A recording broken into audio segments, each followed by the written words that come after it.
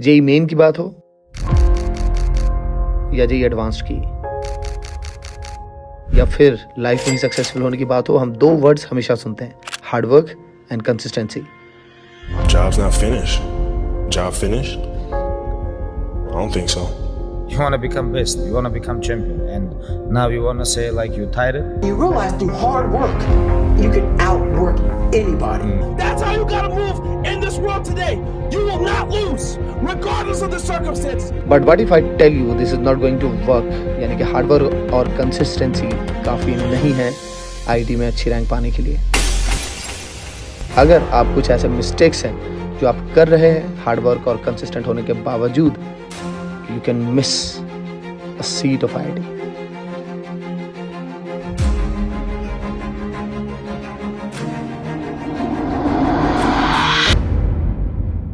आगे बढ़ने से पहले मैं आपको एक बहुत इंपॉर्टेंट इंफॉर्मेशन देना चाहता हूं।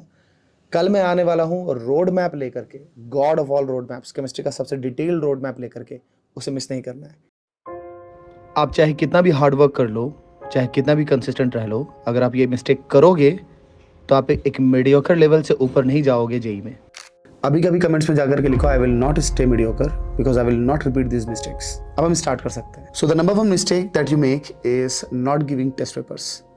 आप टेस्ट पेपर्स नहीं देते हैं ये सोच करके कि कोई बात नहीं, अभी सिलेबस हो जाए तब अच्छे से टेस्ट पेपर देंगे। जेई मेन का एग्जाम आ जाएगा तब उस मंथ में ढेर सारे टेस्ट पेपर देंगे। मेरे दोस्त, कोई भी ऐसा बच्चा जिसने कि 100% सिलेबस कंप्लीट किया हो बट उसके टेस्ट पेपर स्किल्स लो हैं, वहीं पर कोई और बच्चा जिसने कि 70% सिलेबस कंप्लीट किया हो और उसके टेस्ट पेपर स्किल्स बहुत अच्छे हैं, वो बीट कर देगा उस बच्चे को जिसने 100% सिलेबस कंप्लीट किया है एंड बहुत इजीली 99 परसेंटाइल को क्रॉस कर जाएगा।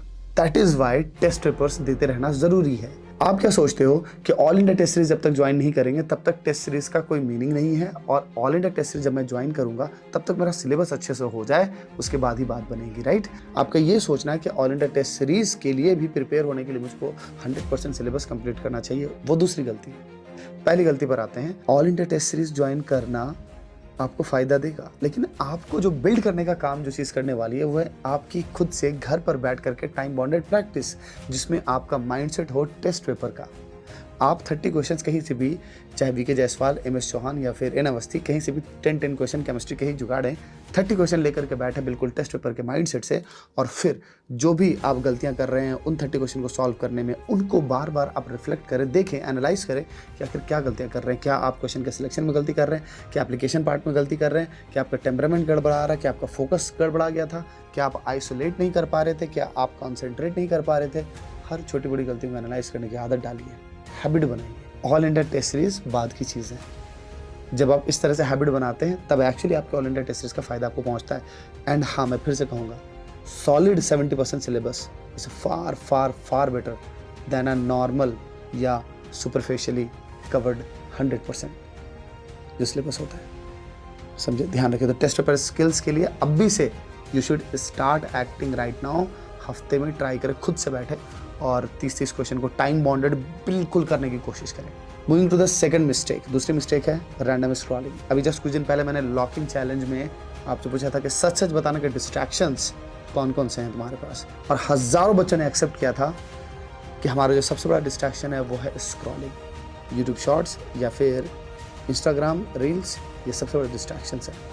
इन डिस्ट्रैक्शंस को खत्म करने के कुछ बहुत इजी उपाय हैं, बट इस प्रॉब्लम का बहुत ही अचूक इलाज है कि आप अपने फीड को क्यूरेट करके रखिए। There should be a curated feed and आपको इंटेंशनल व्यूइंग की प्रैक्टिस करनी पड़ेगी। या तो आप वीडियोस को डाउनलोड करके ही देखें, या फिर आप एक डिफरेंट अकाउंट बना लें, या फिर आप मम्मी पापा के अकाउंट को यूज़ करें, सो दैट आपको ये पता हो कि हाँ, मुझे जो इधर उधर की चीज़ें नहीं देखनी है, कोई रैंडम स्क्रॉलिंग नहीं करनी है, नहीं तो मम्मी पापा को पता चल जाएगा और मुझे अकाउंटेबल रहना पड़ेगा। और दूसरे उपाय ये हैं कि या तो आप पासवर्ड बहुत लंबा रख दो सो दैट कि ओपन करते टाइम तक ही आपको रिकॉल हो जाए कि मुझे रैंडम स्क्रॉलिंग नहीं करनी है, या फिर आप अपने ऐप को कहीं छुपा दो सो दैट कि जब तक आप ऐप को ओपन करो आपको फिर से वो रिकॉल हो जाए कि you have to take care of your intentional viewing.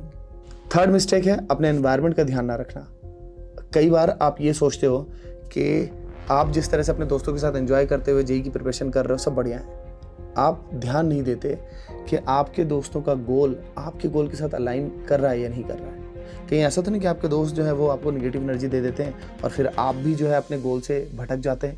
कहीं ऐसा तो नहीं है कि वो ये कह रहे हैं कि इस चैप्टर को छोड़ देते हैं, इसमें ज़्यादा मेहनत है? कहीं ऐसा तो नहीं है कि वो आपको आपका टाइम सही से यूज़ करने नहीं दे रहे हैं, हालांकि आपके गोल्स बहुत बड़े हैं और आपको पता है कि आप प्रोक्रेस्टिनेट कर रहे हो, आपको पता है कि आप ये गलत कर रहे हो, गलत जगह टाइम स्पेंड कर रहे हो, but still just for the sake कि आपको दोस्तों के साथ रहना है, आप अपने गोल्स के साथ समझौता कर रहे हो। जो फोर्थ मिस्टेक है वो है प्रॉपर गाइडेंस के पीछे ना भागना। आपको ऐसा लगता है कि इंटरनेट के सस्ते ज्ञान आपको जेईई पास करा सकते हैं, तो गलती है।